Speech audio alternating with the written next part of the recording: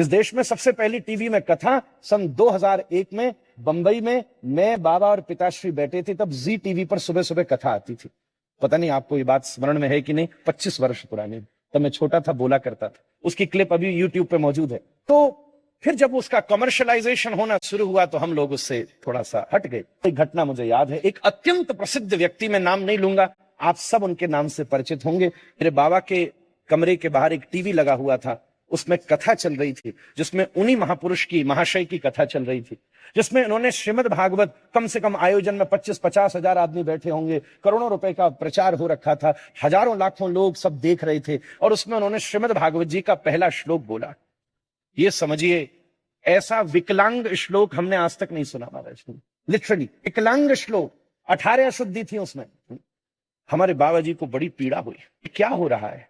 हम लोगों ने अपना पूरा जीवन लगा के अध्ययन किया, आज 38 पीढ़ी हो गई हम लोगों को कथा कहते कहते। कथा का घराना है महाराज, बड़ी पीड़ा हुई।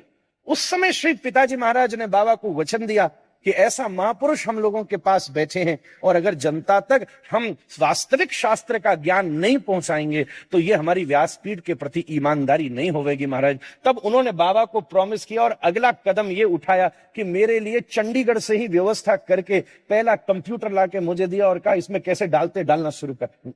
मुझे याद है मैं तब पढ़ा करता था, तब पहली बार मैंने उसके सिस्टम को समझा और बनाया शुरू किया।